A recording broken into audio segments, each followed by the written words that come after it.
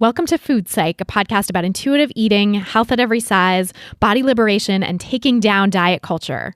I'm your host, Christy Harrison, and I'm an anti-diet registered dietitian and certified intuitive eating counselor, offering online courses and programs to help people all over the world make peace with food. Join me here every week as I talk with interesting people from all walks of life about their relationships with food and their bodies. I remember I was teething, little gums bleeding. Cried every evening, it was all about eating. When I became a teen, it was all about beefing. Now I'm ready for the world, trying to sink my teeth in, stacking extra. Hey there, welcome to episode 152 of Food Psych. I'm your host, Christy Harrison, and today I'm talking with Lindley Ashline, the body positive photographer behind the revolutionary stock photo website Representation Matters. We talk about the power of representation in people's journeys toward body acceptance, the process of breaking fashion rules for people in larger bodies, how the diet industry uses aspirational quote-unquote marketing to lure us in and keep us hooked, and so much more. It's a really, really good one. I can't wait to share it with you in just a moment. But first, I'll answer this week's listener question. It's from a listener named Lizzie who writes, I'm an aspiring health coach with my own history of a pretty terrible relationship with food. Foods were definitely quote good and quote bad, and my self-esteem was totally wrapped up in my food choices and weight. I dieted and binged and was pretty miserable. I now eat intuitively and do not try to get my diet quote unquote right, whatever that means. Sometimes I can still have old diet mentality thoughts, but I recognize this for what it is and turn the volume down and get on with my life. My question is, a big part of my initial stage of healing was learning about whole foods and making some simple swaps that were not hard, but for me feel so much better in my body. For example, I swapped artificial sweeteners for real sweeteners, skim milk for full fat, etc. Tossing out the low-fat foods also helped me feel more satiated, so I was not as obsessed with food. I'm confused because I truly believe that you have to allow yourself to eat everything to heal emotionally, and at the same time, there may be certain knowledge, like ingredients, that could make you feel good on a physical level as well. I hate the way food and marketing tricks people, and so I suppose I feel like on an ethical level that I want to support people to move away from these being the majority of their diet. Not because of weight, but because of false marketing, chemicals, companies caring about cost and not people. And at the same time, I totally believe that these foods, of course, are part of a well-balanced diet. I get that we don't just eat for physical health, and so of course these foods can play an important role. And then she also mentions here that she's a fan of Michael Pollan. Is it okay to talk about food quality with some clients or support them to learn how to make delicious things with whole ingredients? And then also, of course, emphasize spiritual and emotional health where jellies and Toblerones are to be loved and enjoyed. If I sound confused, it's because I am. I want to do what's right by the people that I will work with and really respect your work. So thanks, Lizzie, for that great question. And before I answer, just my usual disclaimer that these answers are for informational and educational purposes only and aren't a substitute for individual medical or mental health advice. So first of all, I love what you said about how we don't just eat for physical health. And so, of course, all foods are available to us and we have permission, unconditional permission to eat, and there's no moral judgment on eating so-called processed foods.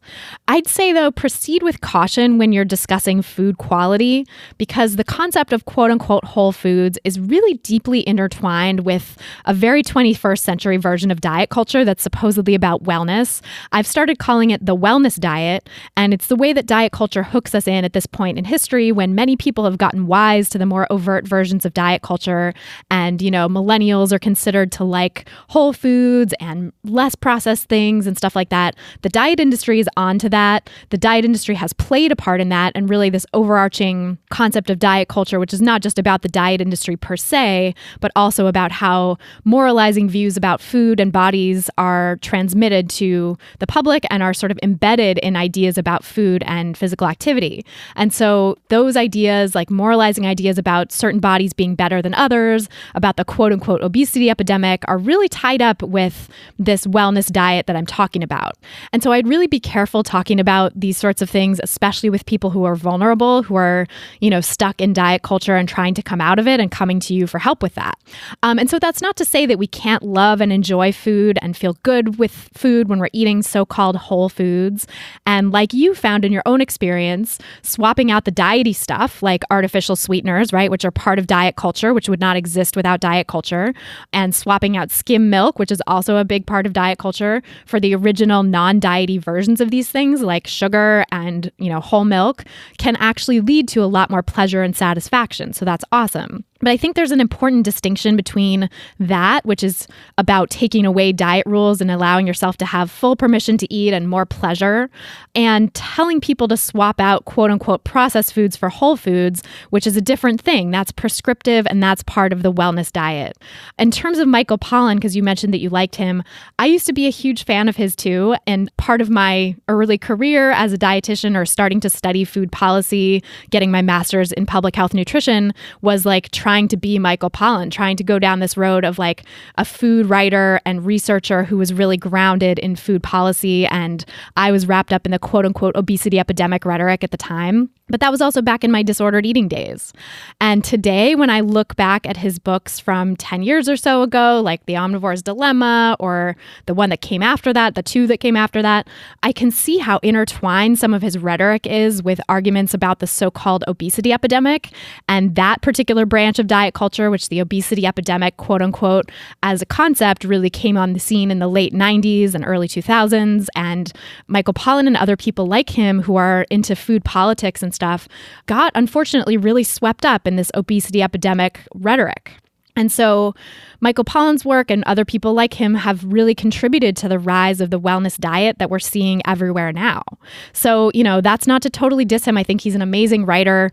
I think he, has sort of evolved in his thinking in subsequent books, and so isn't quite as rigid about this stuff now, or as rigid as people have made it out to be, because he's even said, I heard him on a podcast say, the fact that people are taking my words and using them as justification for orthorexic behavior is really unfortunate, and that's not what I intended, and I will occasionally eat a candy bar from a gas station and stuff like that. So he's actually become more flexible, and maybe always was more flexible about this stuff than his books might make it seem. But, all that is to say, still, I would really avoid his work for anyone who's struggling to make peace with food. And I think, Lizzie, who asked the question, if you're working with this population of people who are struggling to make peace with food, I would avoid using any Pollan-influenced ideas with that population because there's just too much intellectual overlap with diet culture. There's too much potential for it to slide into the wellness diet. To your point about food companies, though, I hear you, and I do think there are some issues with the modern food industry, not because of anything to do with weight, like you said, but primarily because the food industry is very tied up with diet culture. That's my main beef with it, is that it produces all these diety foods. It really gets on board with rhetoric about body size and certain bodies being better than others and markets foods that way, and so that is really terrible. Also because some food companies aren't necessarily great to their workers or to animals or the environment. And so, I don't really talk about that stuff here because it's just not relevant to making peace with food, because it's so easy for discussions about the food industry to trigger diet culture thoughts and wellness diet thoughts in people. But I just want to make it clear that I'm no apologist for the food industry. I know it has its issues that need to be addressed at a policy level. It's not about individuals making choices. It's bigger than that, right? It's bigger than all of us. It's about policy stuff. And that goes for some organic food companies as well. It has nothing to do with the type of food, right? Or even the food industry alone, because any company making any kind of product could have helpful labor practices or harmful ones, sustainable environmental practices or unsustainable ones. It's sort of an issue around industry and capitalism as a whole. So this is not just limited to the food industry. But all that being said, quote unquote processed food gets such a bad rap on the wellness diet and this current iteration of diet culture that I think it's really important to help people be open to these foods and not demonize them. Because people need to have unconditional permission to eat, these types of foods, right? Like candy bars and fast food meals and things like that, convenience foods, just like they have unconditional permission to eat anything else. And restricting those foods and demonizing those foods is only going to keep people stuck in diet culture. And there are also class implications to demonizing so-called processed foods, because these foods are usually much cheaper than so-called whole foods, right? And they're a great way to feed a family if you don't have a lot of money or time to spend on making food from scratch, because it's not just the money that you spend on the food, but it's also the labor that goes into producing the food, right? So with quote unquote whole foods, you're not just spending more on the ingredients themselves, but you're also spending more time preparing them from scratch. And, if you're someone who's working multiple jobs just to try to survive and stay alive and maybe feed a family, that's just not going to fly, right? So the fact that we have convenience foods and fast food really allows people of lower socioeconomic status to survive. And that really is not appreciated by proponents of the wellness diet in the way that it should be, because having access to affordable food is a social justice issue. And I think the wellness diet just tends to sweep that under the rug. So I would also really push back on the argument that, the food made by big companies is full of chemicals and therefore bad, because honestly, every food is full of chemicals. Literally everything in the world is chemicals. That word gets a bad rap on the wellness diet because, again, the wellness diet likes to demonize some foods while elevating others, and that's a hallmark of diet culture. That's part of my definition of diet culture. But chemicals actually make up everything in the world, including our bodies, and including all of the wellness diet approved foods as well. So 99% of the human body is made up of 6 chemicals: oxygen, carbon, hydrogen, nitrogen, calcium, and phosphorus. And those are all chemicals that you might remember from the periodic table of the elements in your high school chemistry class. And the other 1% of our bodies is the less abundant chemicals in our bodies, like potassium, sulfur, sodium, chlorine, and magnesium, which are also on that periodic table and are also chemicals. So we humans are literally 100% chemicals, and that's true of everything else in the world too, from your cat to the chair you're sitting in to the kale salads and smoothie bowls that the wellness diet is always pushing on people. So I'd invite you to really tease out what ideas you might still be holding on to from the wellness diet and what kind of language might be infusing your words that is coming from the wellness diet, and really work on letting those go. Because especially when clients are coming from diet culture and they're coming to you as a refuge from diet culture, they're really attentive to anything that can be seen as prescriptive, and they could latch on to any well-meaning ideas about so-called whole foods or so-called food quality and just turn that into the wellness diet. And with intuitive eating, the book Intuitive Eating, Evelyn Tribole and Elise Resch really laid it out in a way that I think is so prescient, so, makes so much sense. And 20 years later, whatever, from when they wrote it, it's still incredibly relevant in terms of its structure, because the idea of gentle nutrition is the last principle of intuitive eating. It comes at the end after you've done all this work to break down diet culture and get back in touch with your body's cues. And so I think that's really important to think about with anyone who's doing this kind of work with intuitive eating or helping people get back in touch with their bodies or helping people break free from diet culture, is that we need to do a ton of work up front on breaking down the diet mentality and helping people, get rid of those lingering diet rules.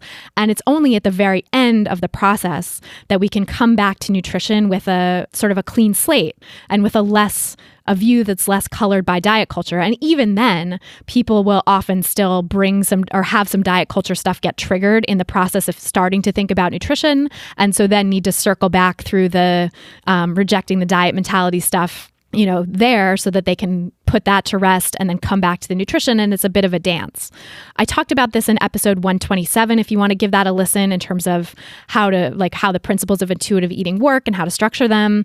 And in my Intuitive Eating Fundamentals online course, I also have gentle nutrition at the very end and have a lot of sort of breaks in place for people to kind of check in with themselves about whether they're turning it into a diet, how to, circle back to previous modules and get some much needed support for, eradicating the diet mentality before they come back again to gentle nutrition. And so all of that is to say, if you're working with clients or thinking about working with clients with this stuff, I think that structure is super important. And of course, certain clients might be at a point in their journey where they're ready to think about this stuff, right? Where they've gone through the other principles with you. They've gone through the kind of other 9 general domains of intuitive eating around making peace with food, learning to trust their body's cues or tune into those cues when they've been disconnected with them for a long time, respecting their body, breaking down the diet mentality, all that good stuff. And so then they might be at the point where they're ready to think about learning how to make delicious foods from scratch. And if that's the case, you can totally support them in that, and that would be great. But just be vigilant for signs of the wellness diet popping up in those cases and talk about it. Because in my experience, it's really helpful to address these things directly with clients and explore the ways that diet culture might be creeping into their language and their view of things, even after they've done a ton of work on breaking it down. Once they circle back to gentle nutrition, that can often fire back up the diet culture voices in their mind. And so having a dialogue about it and really specifically, just as I did bringing attention to your language of using the word chemicals or using the word whole foods, right? With compassion and with thoughtfulness, bring some attention to their language and the ways that they're maybe conceiving of foods and how, vestiges of the wellness diet could be popping up there or vestiges of other parts of diet culture in general. And, there's that saying, you can only take people as far as you've gone yourself. So I think it would be really beneficial to your clients for you to keep doing your own work to let go of the vestiges of the wellness diet in yourself that you might be holding on to. And definitely have compassion for yourself when you do this, because we've all been there and you're definitely not alone. Anyone in the health professions, I would say, has probably gone down this road themselves. And like I said, I had my own disordered eating history and a really long and winding journey out of the wellness diet myself. So I know how it is and I'm with you, and we're all learning and growing constantly throughout our lives. So it's just part of the process and it's really nothing to feel bad about.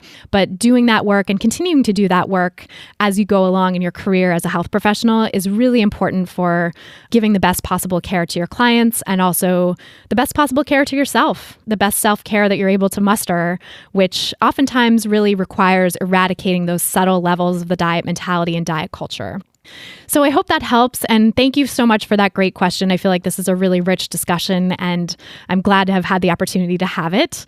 And so if you want to ask your own question for a chance to have it answered on an upcoming episode, go to christyharrison.com/questions. That's christyharrison.com/questions and ask your question there. And then if you want to have me answer all of your questions much faster, plus get access to a whole library of answers to help you break free from diet culture and make peace with food in your body, come join my online course, Intuitive Eating Fundamentals.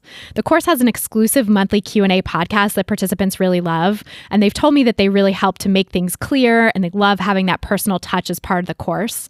You'll also learn the principles of intuitive eating in depth in that structure that we talked about, and I'll help you troubleshoot common areas where people tend to get stuck with intuitive eating so that you can avoid falling for things like the wellness diet and truly be free from diet culture's clutches.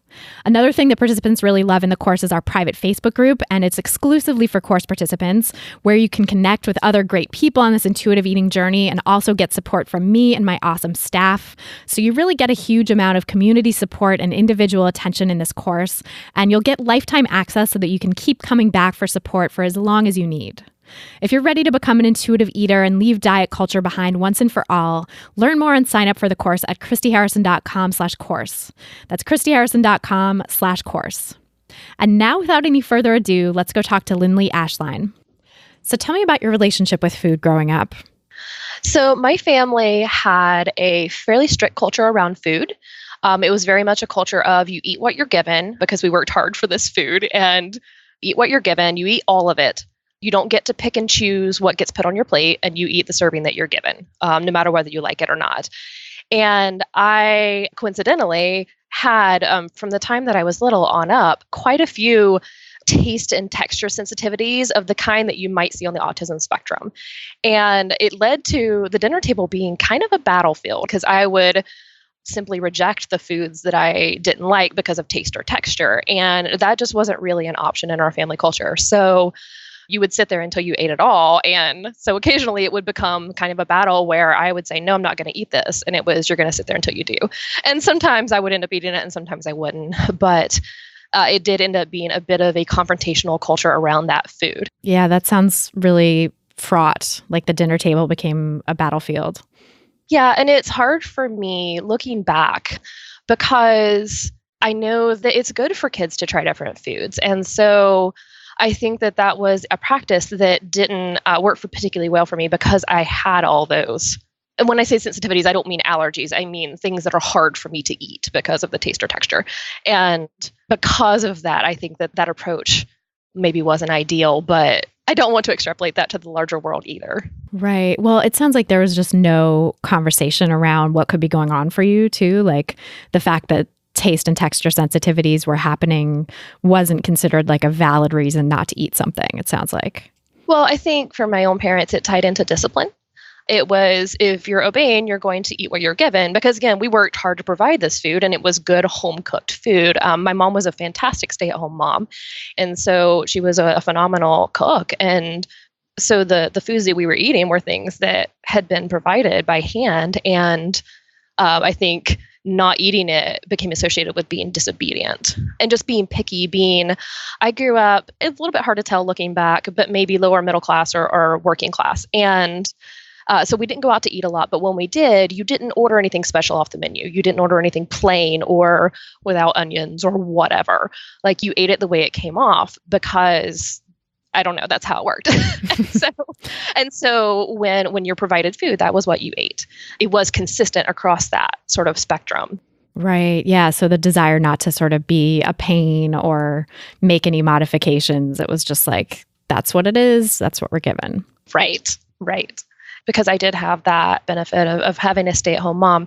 We didn't have a diet culture in our household in the sense that no one was actively dieting, and diets were never pushed on me as a kid, for which I'm very, very grateful. And because I wasn't exposed to that young like a lot of women are. But it was very much, my parents did strive to keep what they considered unhealthy foods out of the house. And of course, what was considered unhealthy then and what is considered unhealthy now, that changes over time.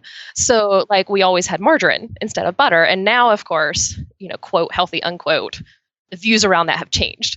When I say healthy, I always end up sort of putting air quotes around it, which you can't. Same. No. But that, the things that were considered healthy. So we always had margarine and so on. But we always had, we never had white bread in the house. It was always wheat bread. We always had, our snacks tended to be things like vegetables and peanut butter and crackers. And those were good snacks and I liked them. Don't get me wrong. But it meant that we didn't tend to have a whole lot of very sweet or very savory foods around the house. So when I did get the chance, like a lot of kids who aren't exposed to that very much, when I did get the chance, I was going to seek out that candy and seek out that really sugary fruit cocktail, the 10% juice drinks or the Kool-Aid or the very salty pretzels or whatever. Like I really like zoomed in on those whenever I had the opportunity.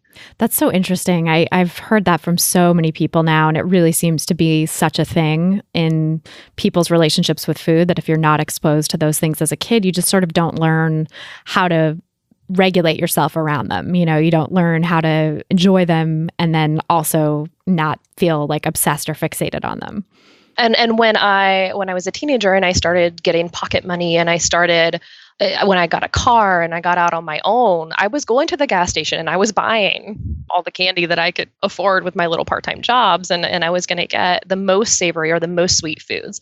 And again, part of that is that those highly palatable foods tie in really well to my particular taste and texture sensitivities, because I'm really attracted to those. And even as an adult, I tend to seek those things out.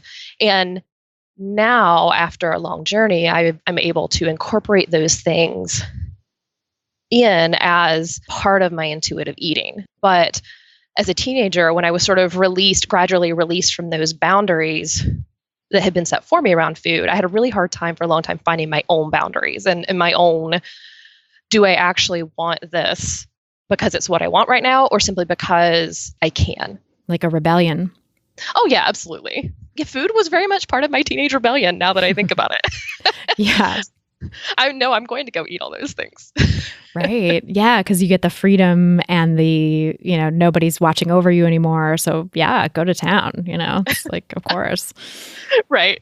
And that's interesting. How did that affect your relationship with food in terms of like, did you feel it as a rebellion? Was it something that was problematic to you? Because you said you weren't really exposed to diet culture, so there wasn't that probably shame around it the way that people who are exposed to diet culture are, but maybe that happened more in your teens. I don't know.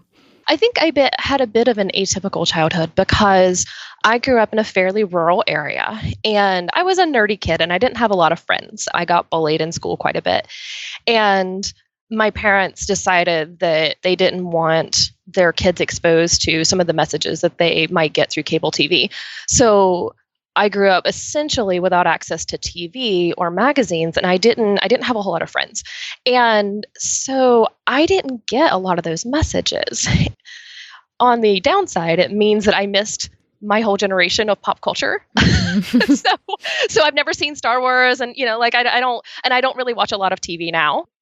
I grew up not being acclimated to that pop culture. And so now I don't really care, honestly.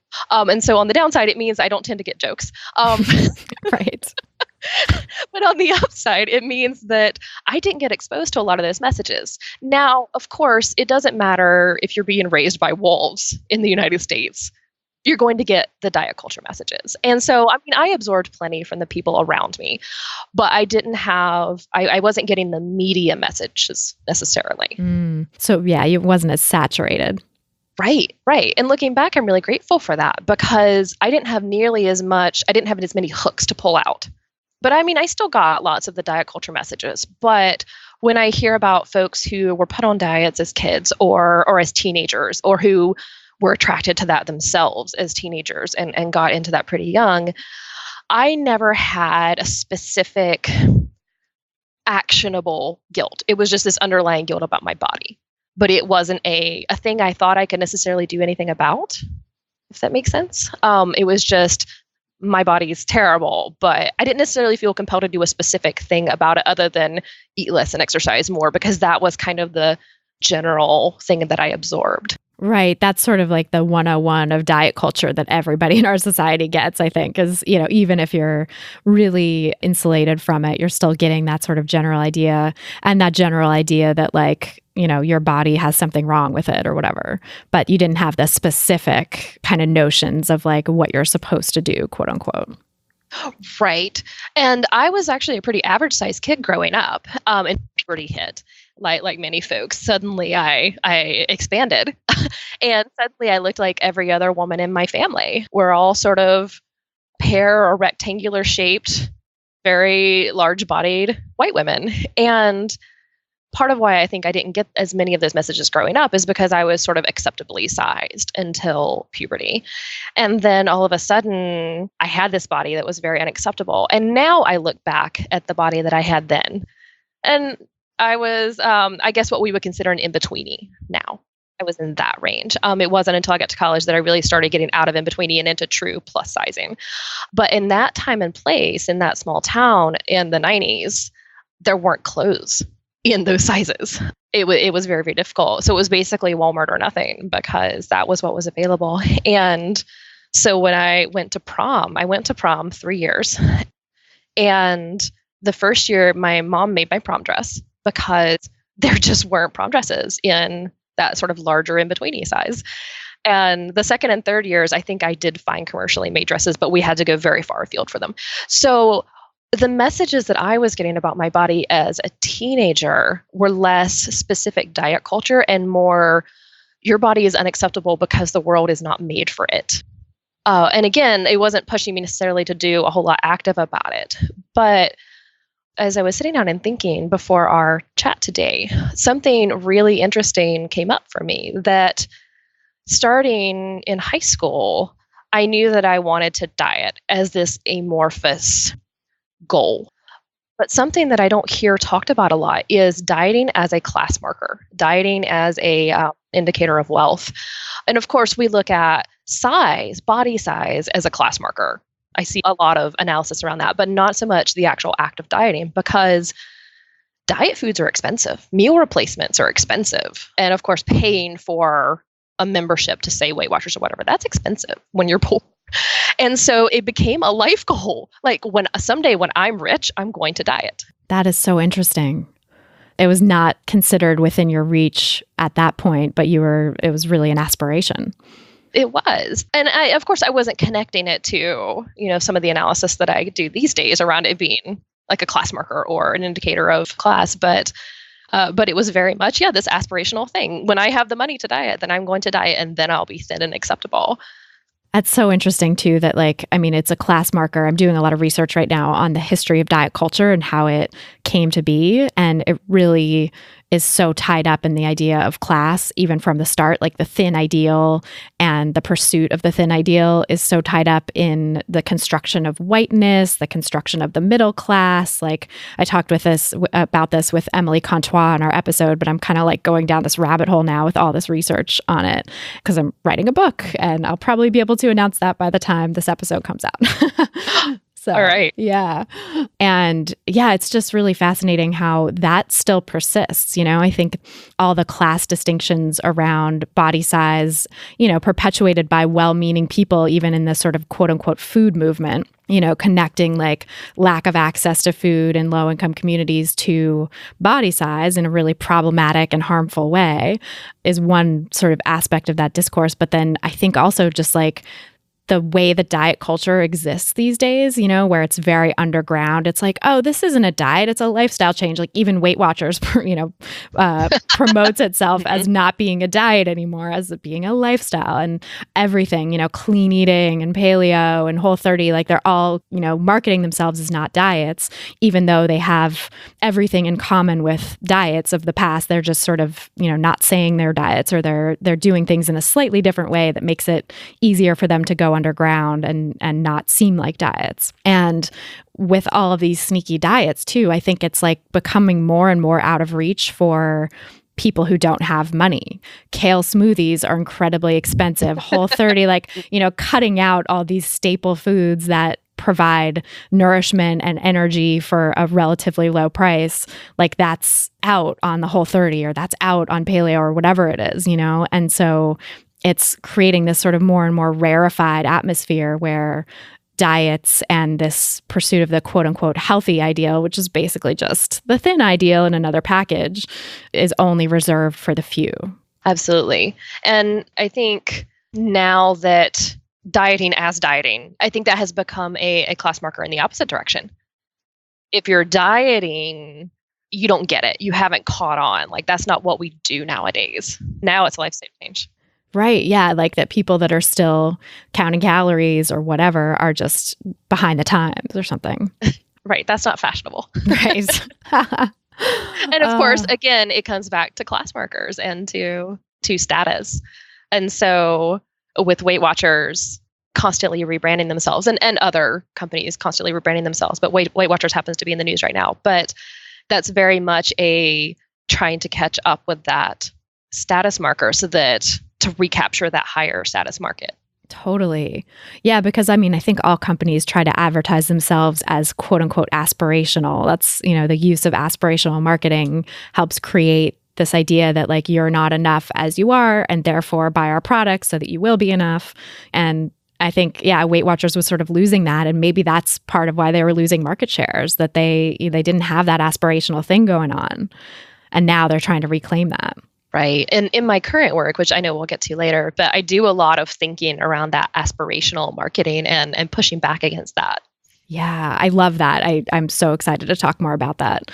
But I'm curious kind of how that connects to what you went through yourself. Like where did it go from, that sort of idea of diets as aspirational in your teens? Well, when I went to college, I continued to be in that very much, that aspirational mindset that eventually when I'm not a poor college student, I'll diet. I went to one college for several years, and I ended up marrying, after that third year, I ended up marrying my high school sweetheart, and who I'm still together with. Hi, honey. Aw.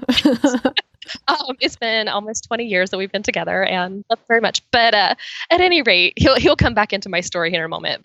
But so I went to the one college for 3 years, and then we got married, and I transferred to his university to finish out my schooling. And I was there for a little bit because I lost some of my credits when I transferred. And my previous campus, the campus clinic, the little doctor's clinic on campus, they weren't really equipped to handle a whole lot except strep throat or mono or pregnancy. I remember mine always, every time I came in for anything, it was like, take a pregnancy test. Like this was my first college was a very conservative small Christian college. And so pregnancy, we didn't probably talk not. Yeah.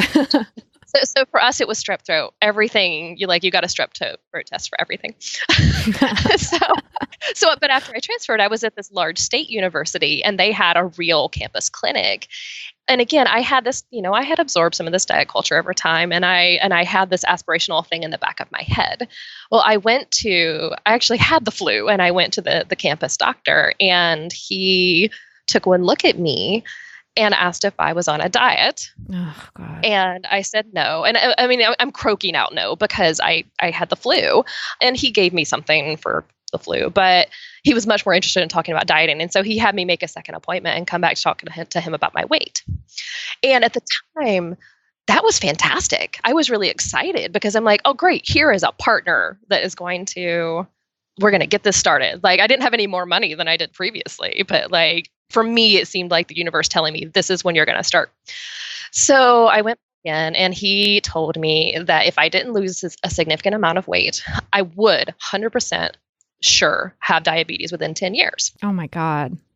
What an irresponsible claim to make. Oh, absolutely. I have no family history. None of my health markers indicated any such. And he hadn't asked. I hadn't been, they weren't testing anything. It was just, this will happen to you, which of course freaked me right out. I didn't want that to happen. And he told me, you need to start dieting. You need to start, eating healthier, exercising more. And also, if you cut out, at the time, my main source of caffeine was sodas. And if you cut out all sodas and don't drink any more, you will just naturally lose all the weight you need to lose. Ugh, God. So again, I hadn't necessarily been exposed to specific diets. And this was before the internet was really in full swing like it is now. So I just started eating. I don't know why it was, but like all the time, because it was the lowest calorie food I could think of at the time. It lasted about a month and a half. I was hungry all the time. I had no energy, just like you would expect from someone who's not getting any protein and is only and the occasional. I was attempting to do that 3 meals a day. And looking back, I don't know what else I expected, and I rapidly lost a small amount of weight, but to me, it was progress. But I was a college student. I had a lot of credit hours. I was working part-time, and also I had a marriage, and I eventually just gave it up, and I felt guilty about it, but I just had other things I had to do. And as a poor college student, I still didn't have the money to invest in, I don't know, Slim Fast was a big thing at the time. So, but I didn't have the money for those shakes. And I guess I just sort of dropped it. And so I still felt the guilt, but I guess I just figured I was a failure and I was never going to lose the weight. And I kind of moved on. And also I didn't get diabetes. And the doctor didn't follow up because the doctor had 25,000 college students, and which is just as well. And so I just kind of moved on. And so I felt guilty about it, but I just never took any more actions. And now I'm really grateful for that. But it was just always that underlying guilt.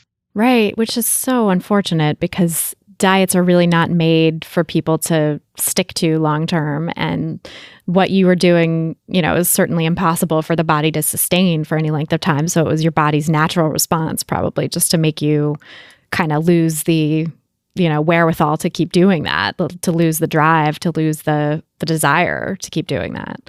And I mean, it's great that you had this sort of history that you had of food was a little bit of a battleground, but it wasn't for dieting reasons. There wasn't that pressure on you from childhood or anything to diet. So you could kind of go back to a status quo that wasn't, body shaming.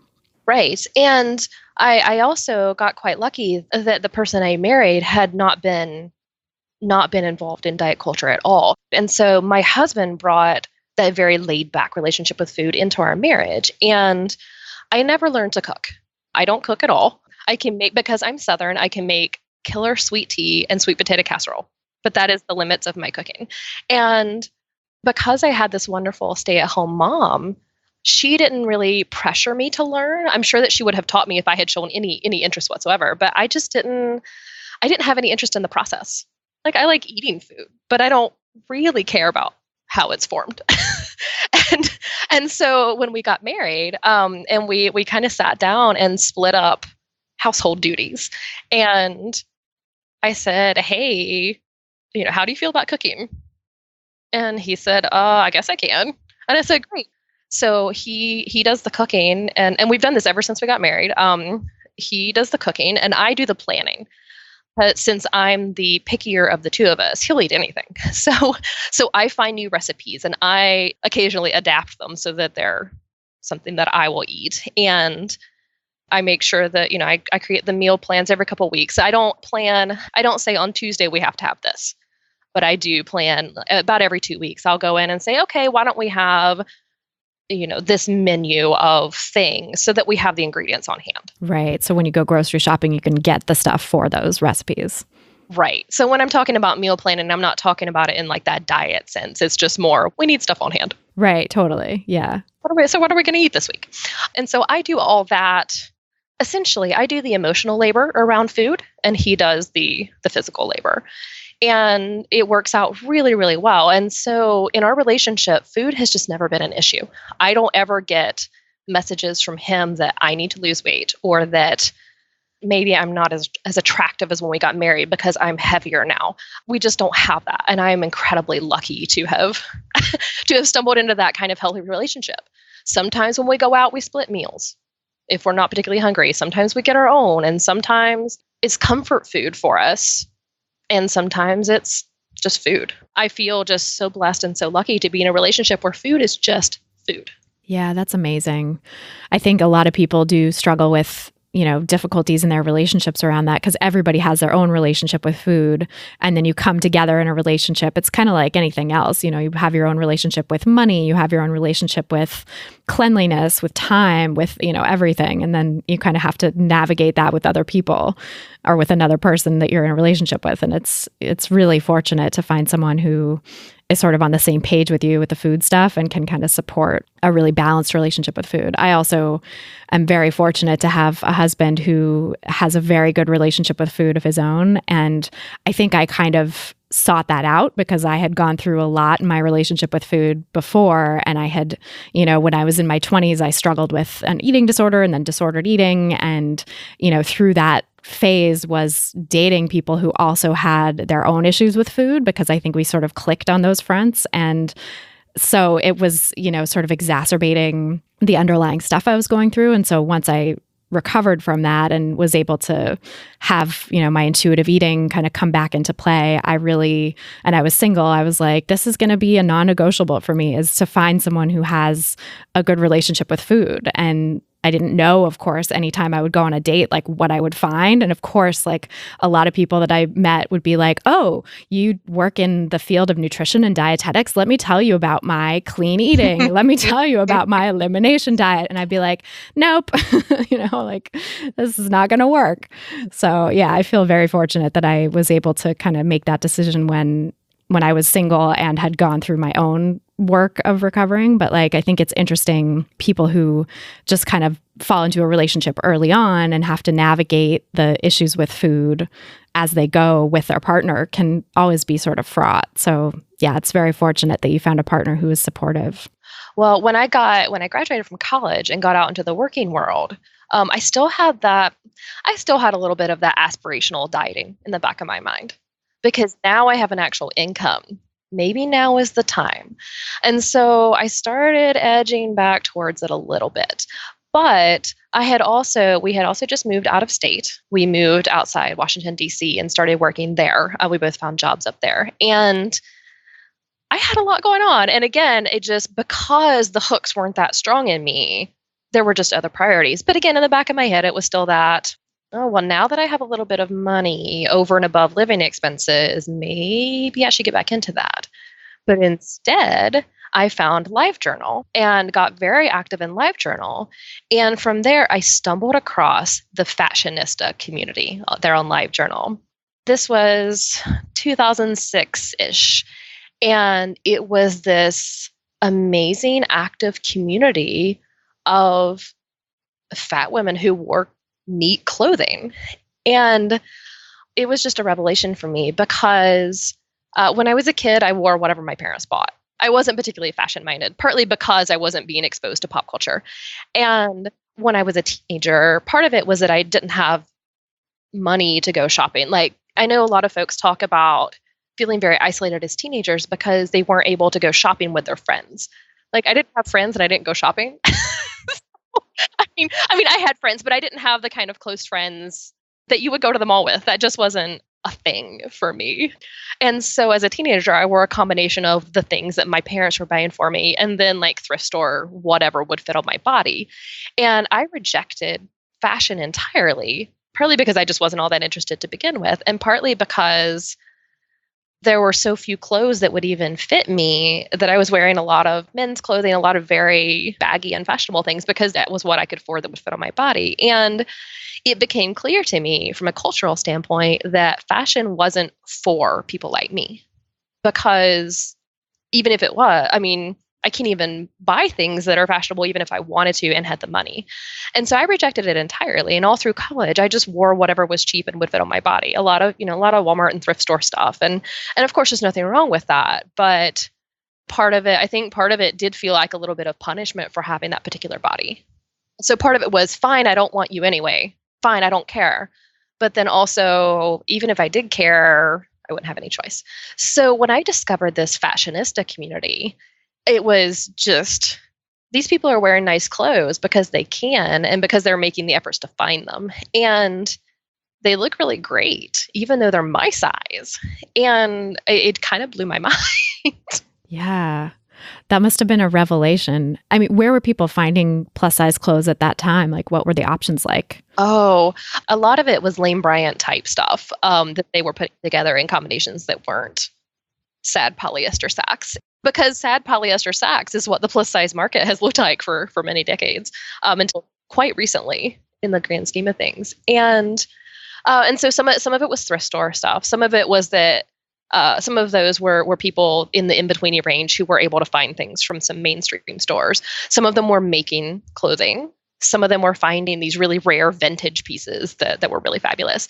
But some of it was it was also my first introduction to, you don't need to be stylish or fashionable by mainstream standards to enjoy what you're putting on your body, and that you can wear things. This was my first introduction to deliberately wearing horizontal stripes and to wearing all black if you feel like it, or really bright colors if you feel like it.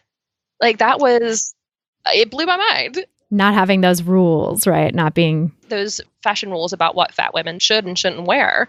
And so a lot of it was just watching other people break those boundaries again and again and again. And so gradually, over 10 years, so very gradually, but I surrounded myself with plus size women doing fabulous things, almost entirely online.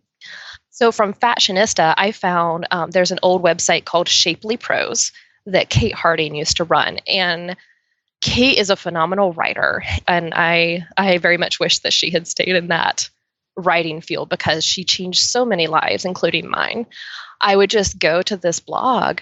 And of course, at the time, 2006, 2007, blogs were pretty new as well. And it was just this whole world of fat people being amazing that I could kind of watch from the sidelines. And, maybe one day I could be that cool.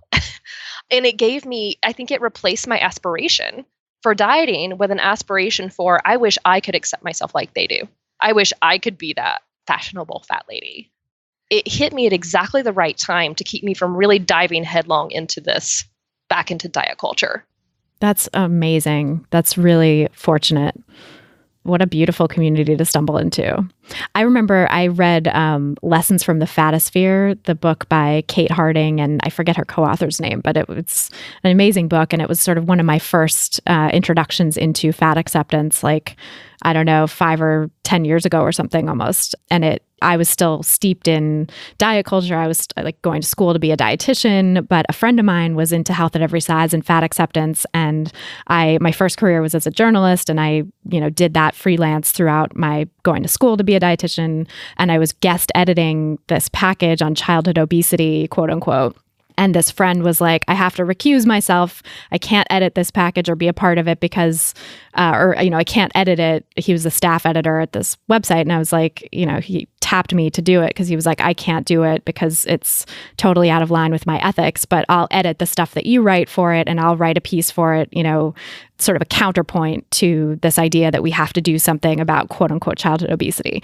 And so it was a really great sort of working relationship because it opened my eyes to health at every size ideas. And I was so not ready to accept them at the time, but I did at least get curious. And I bought the Fat Studies Reader and I bought Lessons from the Fatosphere. And I was like, all right, let me just see what this fat acceptance thing is all about, And I was blown away by the writing in Lessons from the Fatosphere and still wasn't on board with the ideas. But much later, I circled back to it and was like, this book is incredible. This is really so well written and so much fun to read.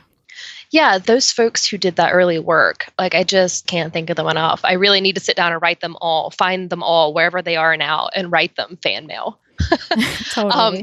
Even just the people who were going into this community on LiveJournal and being publicly fat and living their lives, because we have all these internal messages about the things we can't do as people who live in large bodies.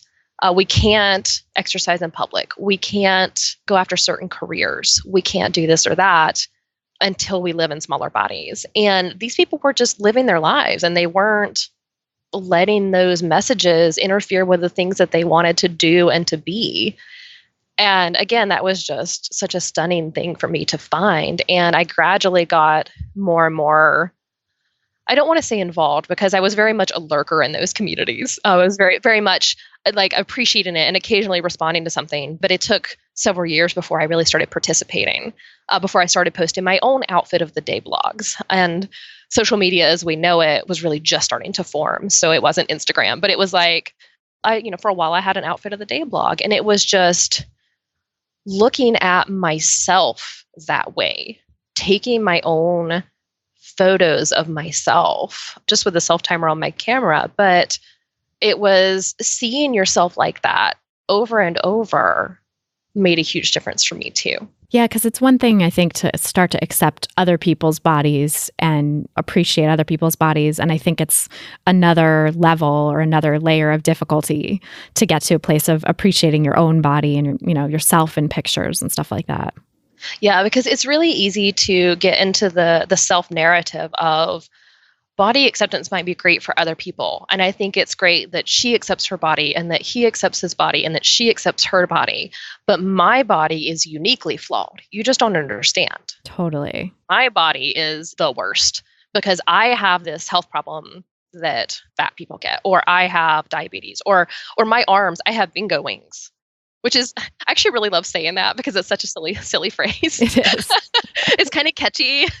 I feel like if I ever release an album, it might be named Bingo Wings. Nice. Or my first book. Memoir, yeah, exactly.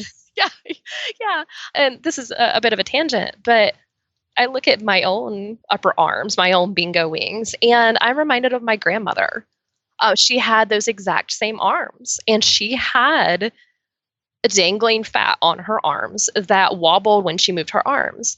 And she was, at the time that I knew her growing up, of course, she was older, and she was a very conservative politically and socially person, but she wore sleeveless tops all the time. And they were very nice, coverage otherwise, but I guess she just didn't give a crap about her upper arms. But so when I look at those, I see that heritage, I see that connection. And I think if an 80-year-old woman whose arms were actually much bigger than even mine are now, could it kind of made a difference for me. Again, at the time that I was posting these outfit of the day posts, if an 80-year-old woman can sit there and be totally okay with her upper arm fat, why can't I? Something about that heritage was really meaningful for me at the time. And so I gradually got more and more involved in this. And again, I didn't have as many hooks to remove.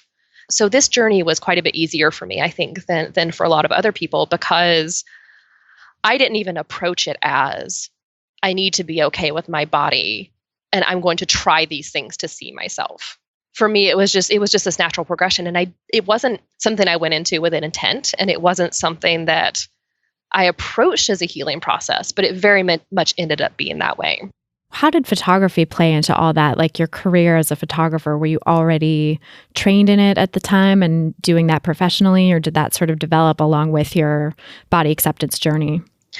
I started doing nature photography, like many people who eventually go into portrait photography. I started out in nature photography, and that is something I still very, very much love. And it was very basic. Oh, there's a pretty flower, click. And I started that in about 2002. And at the time, digital photography was very, very new. And so I started out in digital. I never worked with film, but I started out with this camera that I borrowed from my campus technology center. And it literally held a floppy disk in the drive, in the physical camera. It was enormous. But at the time, that was cutting edge. And eventually they made a similar camera that held a CD-ROM. And I can't remember if I ever used one of those or not. So it was several years before I got a camera of my own because digital was so expensive at the time. But digital was what really appealed to me. So I had a friend's camera that I would borrow, and eventually I did get my own little point and shoot. And from there, I gradually worked up to DSLRs. And it wasn't an intentional process of I am going to shoot with my camera people. And when I started doing the outfit of the day photos, again, it wasn't a self-portraiture process so much as I like this outfit. I'm going to put it on a blog, and this is how I need to do it. So I didn't really learn to work with people with my camera until relatively recently.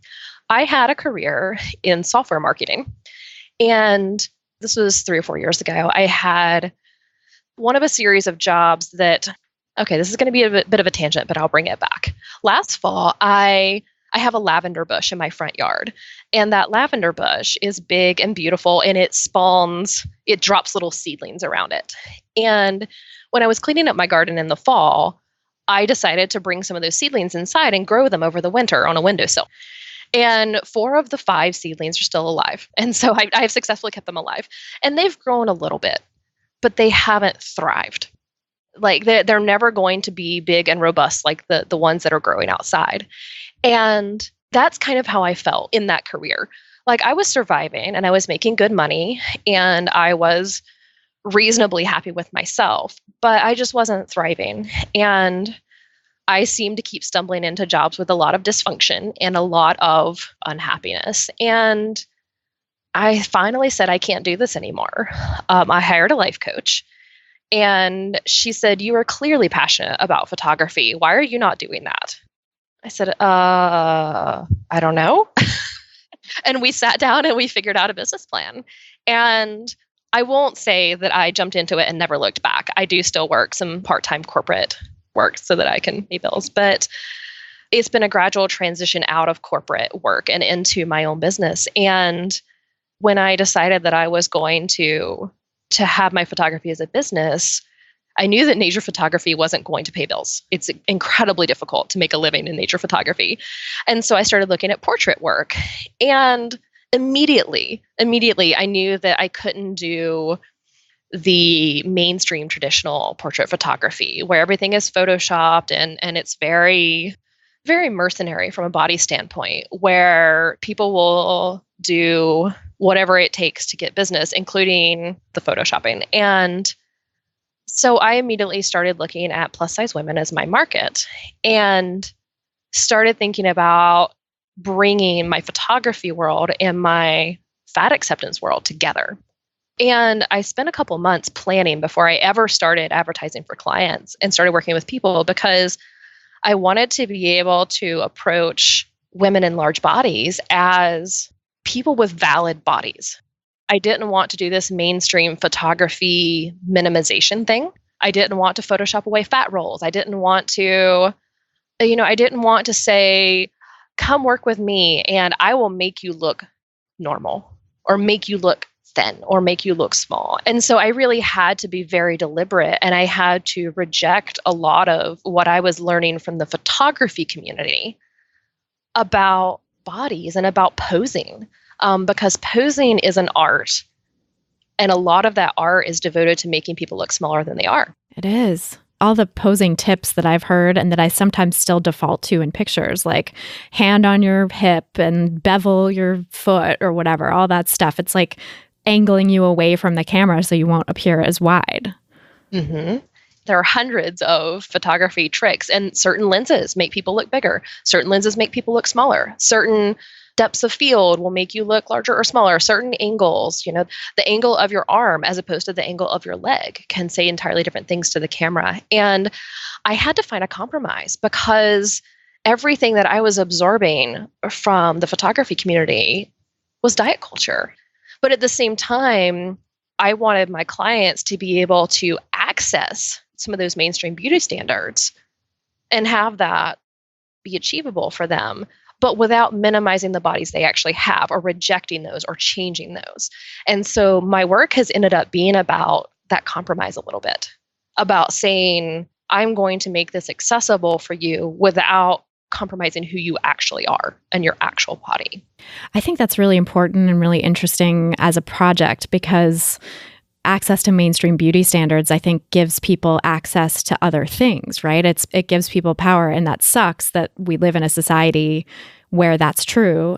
And yet, if people who are marginalized want to access more resources, that is one way in, potentially one sort of trick that people can harness, which is why, like, I'm always saying when talking about things like choice feminism, it's not inherently feminist to wear lipstick just because you're a feminist and you say you're doing it for feminist reasons, not necessarily, because there's a lineage there that comes from patriarchy. And yet it's still totally possible and totally fine. And like, who am I to judge, or anyone to judge someone who is a feminist who wants to wear lipstick? And I wear makeup too, because there is an access to greater resources if you choose to do some of those things that are, handed down to us from the patriarchy. Like, it makes life harder sometimes to reject those standards. And so if you want to, have a life where you can maybe do bigger and better things to smash the patriarchy and not have to fight the daily battles on a particular front, you can choose to say, like, I'm just going to go with the mainstream beauty standard here to the extent that I can for my, body and my resources and whatever, and like save my battles for somewhere else. Absolutely. When I seriously started looking at becoming a professional photographer, I discovered that there was another big hook that I had to pull out that was associated with diet culture. Because for a long time, I had thought about being a wedding photographer. Many, many years. But that was one of the things that in my head, fat women aren't allowed to do. You can't be a wedding photographer. Who's going to hire a fat woman as their wedding photographer? From both a physical standpoint, as in, are you going to be able to physically fit like between the chairs at the reception? Are you going to physically get in people's way? Because in my head, I think my physical bulk affects the environment. And like, I was blowing this up, but in my head, like, it was half, would you physically be able to do it? And the other half was, well, nobody's going to hire a fat woman as their wedding photographer, especially not for like these beautiful high-end weddings. And so I really had to get past that. But when I got past that, I realized that I didn't want to do weddings anyway. It had been looming in my mind for a decade that I really want to be a photographer. And in my head, that automatically meant photographing weddings. But then when I really sat down and said, okay, what do I want to do as a photographer? Weddings weren't even on my radar. And so what I really wanted to do was work with people individually. So I decided to pursue portrait work and boudoir work and to take photos of fat small business owners for their websites and their social media and so on. And finding this compromise was really important. I'm pretty happy with where I've landed, because we do, particularly for a boudoir session, which is, for anybody who's unfamiliar with that, it's sort of saucy photos, lingerie type photos, where we do full makeup and we do fancy hair, and you put on fabulous lingerie or a bra and panties or nothing. I'm really laid back about what people bring. You absolutely don't have to have fancy lingerie. If you enjoy dressing up, this is your chance to do it. If you don't, then don't, because you'll feel uncomfortable. And then we do suggestive and saucy photographs from that. And it is a field that is, if you Google for boudoir photography, it's full of, like every other photography field, full of aspirational photos. And I just decided to reject 90% of the aspirational nonsense, because the body you have now is worthy of being photographed. It is beautiful exactly how it is.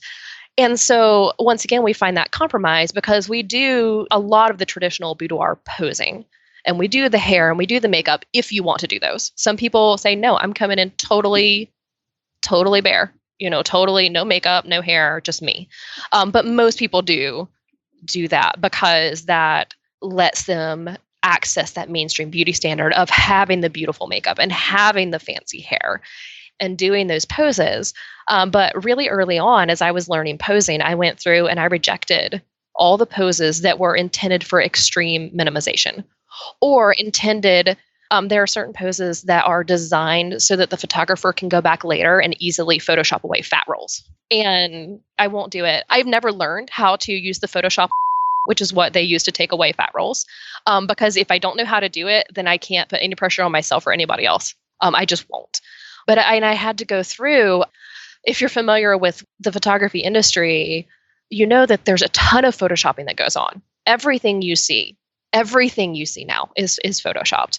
And I had to decide, what is the minimum amount of retouching that I can do and still allow people to access that beauty standard without erasing who they are. And it was a process of going through and going, okay, I'm not going to, well, am I going to do skin smoothing? Yes, because if I don't do any skin smoothing with high resolution photography, it's very noticeable. And it puts people so far outside that Photoshop standard that it's distracting. And so, yes, okay, I'll do skin smoothing, but only very minimal. And yeah, okay, yes, I'll remove acne and anything that's really, really impermanent. Like when people get embarrassed or very nervous, a lot of people will get a flush on their chest or their ears will turn bright red. I'll minimize that. But I'm not going to take away your wrinkles. I'm not going to make you look 20 years younger. I'm not going to take away that fat roll. And to a certain extent, I'm not going to pose you to pretend you don't have fat rolls, because that's almost everybody has a fat roll somewhere or a little bit of belly or cellulite. And I'm not going to pretend you don't have that, because everybody has that. And we're just lying to ourselves when we pretend that we're the only ones with uniquely terrible bodies. And like society and Photoshop and the media are lying to us all the time about that stuff and making us feel terrible shame. So I think it's such a good social project to be real about that stuff and show it and not to hide it, and to show like, yeah, everybody has this, rather than you're the weird freak that has this, which is what, society wants you to think. Right. And for clients, it's a very vulnerable experience, I think. I'm very, very open and pointed in my materials that I give people that I'm not going to do those things, because particularly if you've worked with another photographer recently, you may come in expecting those things. And I don't want people to come in expecting that more mainstream experience when we're doing something else. But it's a very vulnerable experience when people come in, because they know that I'm not intending to minimize them. They know that I'm not going to shove them into that mainstream box, no matter what body they actually have. And that means that you're forced to look at the body you actually have, at your 64-year-old body, or your 30-year-old body, or your 78-year-old body, or your 46-year-old body, as opposed to, oh, well, we can pretend you still have a 22-year-old body.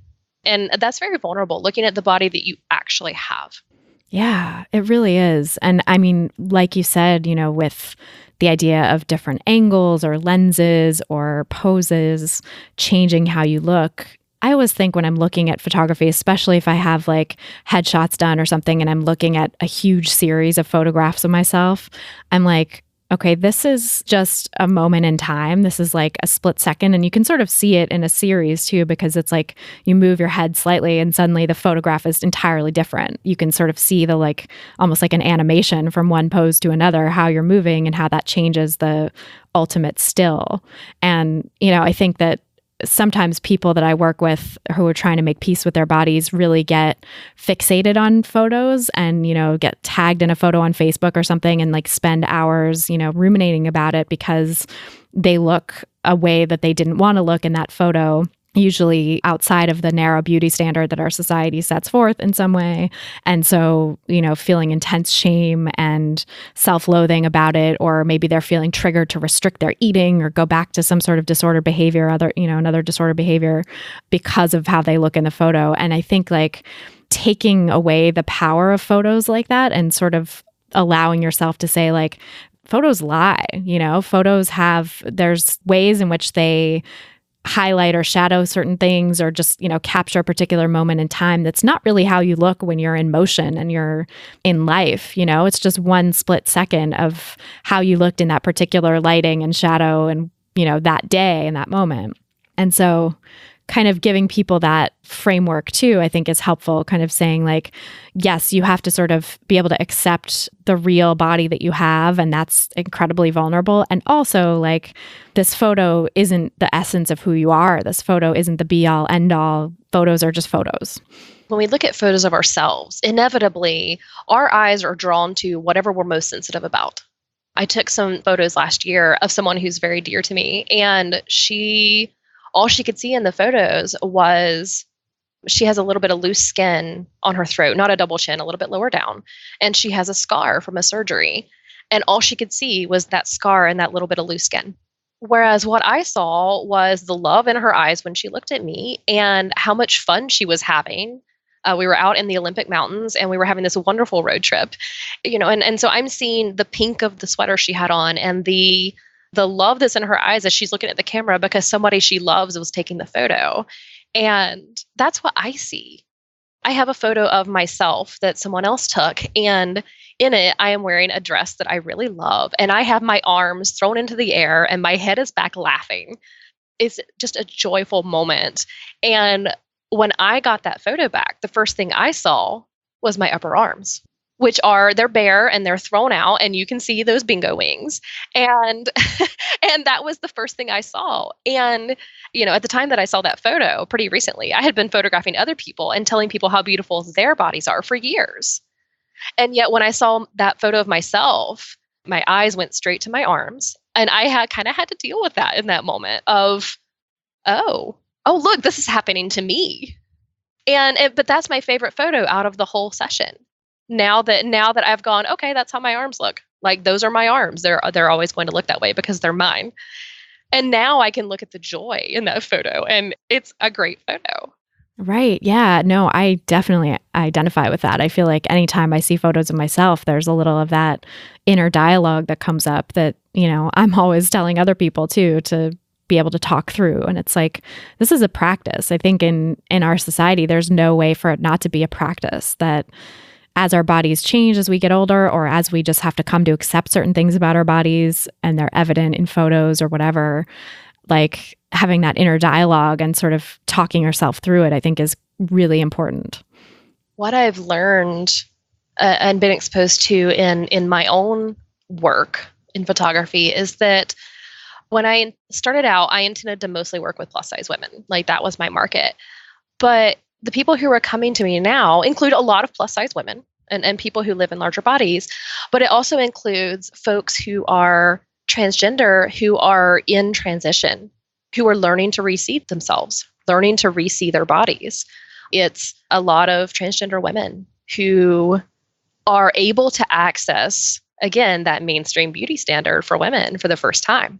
And it's all kinds of folks, it's LGBT folks who don't necessarily feel safe with photographers who are very invested in that mainstream aspirational stuff. And it's, as a photographer, you do have to prove yourself. You do have to represent lots of different bodies in your work and in your public work too, not just in your hidden portfolio, but in your public work. Because if you are aspirational, yeah, you're going to attract people who are into that. But if you want to be a safe person to work with for people who have bodies that are way outside the mainstream or orientations or whatever, you have to prove that. You have to prove that you are safe to work with. Well, I want to talk a little more about your work with Representation Matters, because I know that's, it sounds like that's sort of an offshoot maybe of the work that you were already doing with, people in all kinds of different bodies. And I'm curious how that came to be. Well, when I had been photographing people for about a year, when there's a website called Refinery29 and Getty Images, which is, of course, one of the largest stock photo companies in the world. Those two entities did a collaboration and they released what they called the 67% collection. And it was meant to represent in stock images the 67% of American women who are plus size. And that came across my radar because a lot of people I knew were getting really excited about it, not only for the representation aspect, but also for a lot of small business owners got really excited about being able to represent plus size women in their marketing. And what happened was a lot of people got really, really excited about it. And they rushed over to the Getty website to buy these photos. And they discovered two things. One was that for some reason I cannot fathom, Getty had made the images editorial use only in the licensing. And that's a particular kind of stock image license that means you cannot use the images for marketing or advertising. That's ridiculous. I'm sure they had a good reason for it, but I don't understand it. But then the other thing is that because of the way Getty's pricing works, these were not priced within the reach of small business owners. They just weren't. I came across that myself because actually I talked with Kelsey Miller about it, about the 67% project back when it launched, and, really a fan. I have written for Refinery 29 a bunch. I'm a huge fan of their work, but, when I went to look into this, I was also like, oh, okay, I had a budget that I thought I could get 10 photos with or something, and it doesn't even cover one. So maybe not. Right. Right. And so I kind of saw this backlash as people got really excited and then came away from the Getty site going, oh, never mind. And I had been doing quite a bit of portfolio work to work on my own skills as a photographer. And so I had quite a few images sitting around that when I had done the shoots, I had licensed them. I had done a model release in a way where I could do stock photos out of those. And so I thought, oh, okay, I'll release a little stock photo collection that's just plus size women and see how that does as a second income stream. And immediately people started reaching out to me. Immediately. And they weren't just saying, oh, I like this. They were saying, give me more, give me different stuff. We want plus size women of color. We want people who use wheelchairs. We want people with disabilities. We want LGBTQIAP plus representation. We want representation of everybody that's not white, thin, and able-bodied. And of course, there are kind of sort of those things on the big sites like Getty, but they're hard to find. And they still tend to be people who look like models. They tend to be, again, they're photoshopped. Everything is photoshopped. And so even when you were getting like this rare plus size woman of color in a stock photo, all her fat rolls were photoshopped off, and so it was still very fake. And so I said, okay, I can do that. And I started doing more stock photo shoots, and the response has just been incredible. Because I get emails from people that are in all caps with 1,000 exclamation marks, because not only, representing all these different bodies, but doing it where they're not photoshopped and they're not staged and it's not models. I mostly don't work with anybody who has any model training or experience, because I want people who are everyday people and who don't know how to model and who don't know how to pose, because they're giving me the most authentic versions of themselves. Right. I think that's so powerful. And I love your photos for that reason. I feel like they're just got a life to them that other stock photos don't, and I think stock photos are so they can be so cheesy and terrible and, for a million reasons. But it's I think finding ones where you have people in larger bodies or people of all diverse identities just kind of doing everyday stuff is a really cool aspect of this too. Because I think, I've seen stock photos on the traditional websites where it's someone plus size person measuring their waist with a tape measure, stepping on the scale, or eating a salad and looking sad, or holding a cheeseburger in one hand and a salad in another and looking confused, and it's just what are we doing? So, the fact that you have photos of I use one of yours that's a beautiful shot of a plus size woman doing yoga, against a sunset kind of, or the sun is filtering through the trees in a really nice way. And it's just I don't know, it just evokes such freedom to me and such, rootedness. And it's she's doing something that has nothing to do with feeling bad about her body, that's really embracing and caring for her body. And there's tons of other images on there too of people just living their lives, and some cool ones of a plus size woman of color throwing away a head of cauliflower, which I love. Yes. Yeah. A lot of my work has been about deliberately taking a stock image trope and rejecting it. So yes, one of the first shoots that I did was a rejection of the thin white woman laughing alone with salad. And so yes, I got it's actually a head of lettuce. We sat there with this plus size woman of color I know, and I had her throw that lettuce over her shoulder and disgusted about 15 times. So that we could capture it in motion. And it was so much fun. And the woman doing yoga in the sunset, I just have to give a shout out. That is Danielle Bex. Her Instagram is Danielle.Bex and BEX. And she does a daily twirl where she puts on whatever clothing is making her feel amazing that day and twirls and captures it. And it's amazing. Oh, that's awesome. I love her too, because you've used her in a few series, and we had for my Instagram, we did another one of her against a wall, kind of looking to the side, and she has this beautiful skirt on, and it's just like really gorgeous photo. That was the same day, actually. We did this marathon shoot. But yeah, so a lot of the work is about rejecting those tropes and saying, what can we replace it with that is body respectful and body honors the bodies that people have, or that deliberately replaces some really popular stock images that have toxic elements. Everybody has seen the stock image of a generic office with 3 white men, a black man, and an Asian woman. Everybody has seen it. You know the one I'm talking about. Oh, yes. And so it's about, well, what if we got 5 fat women in a networking kind of environment like that? So I did one of those last fall where it was a shoot like that. And eventually we'll get a larger group together with mixed, all kinds of mixed sizing and mixed, skin colors and so on.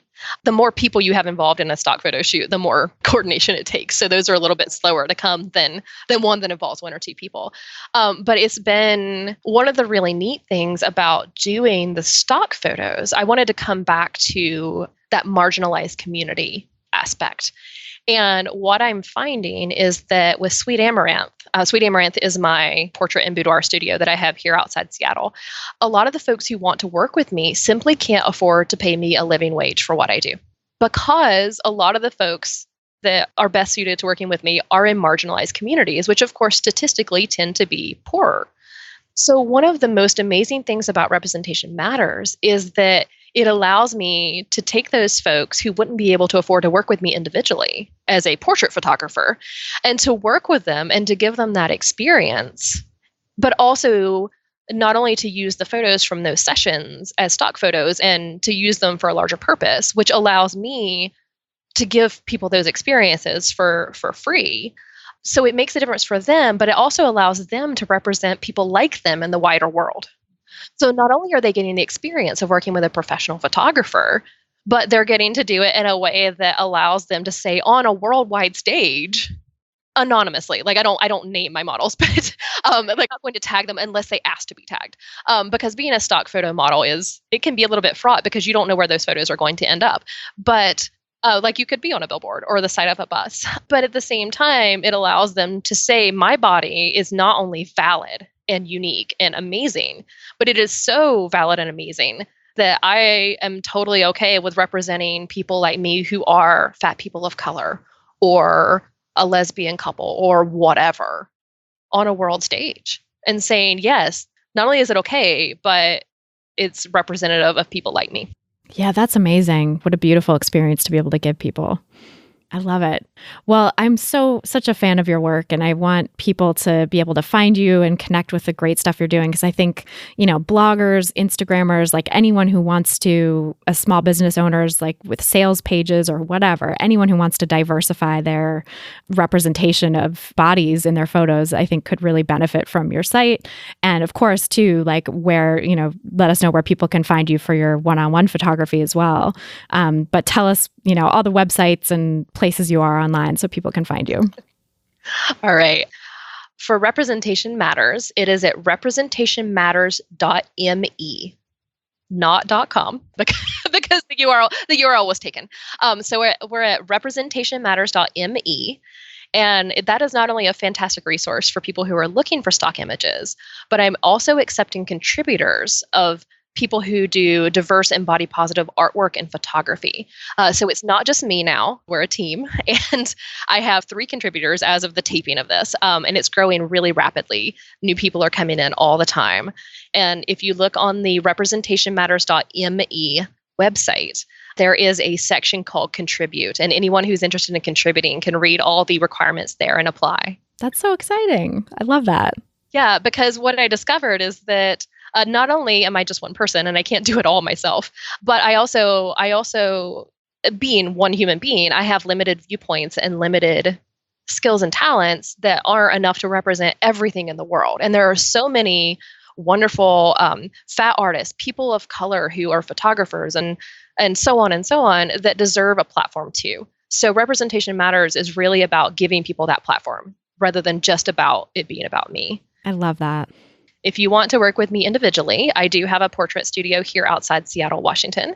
And that website is sweetamaranth.com. And that's SWEETAMARANTH.com. Or if you Google my name, it will come up. I love it. That is so great. And we'll be sure to link to all that in the show notes too, so people can find you easily. Thank you so much, Lindley. This was amazing. I could talk to you forever, and I'm just so glad you came on the show. Thanks, Christy. It's such an honor to be here. So that's our show. Thanks again so much to Lindley Ashline for being here with us today, and thanks to you for listening. This episode was brought to you by my online course, Intuitive Eating Fundamentals.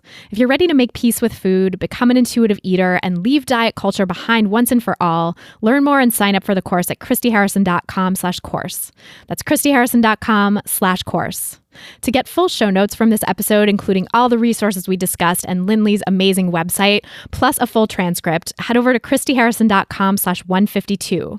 That's christyharrison.com/152. And to get the transcript, just scroll down to the bottom of the page and enter your email address.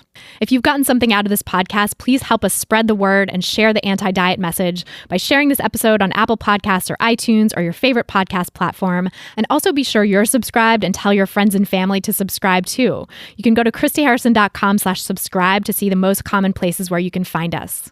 A big thanks to our editors and engineers at Podcast Fast Track and my awesome team at Food Psych Programs, including our community manager and content development associate, Ashley Saruya, our administrative assistant, Sarah Thompson, and our transcript assistant, Megan Saichi, for helping me out with all the moving parts that go into producing this show for you every week.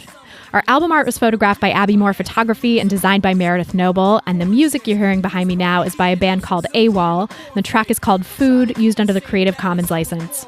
Thanks again for listening, and until next time, stay psyched. Stupid or scared, no work in the kitchen now.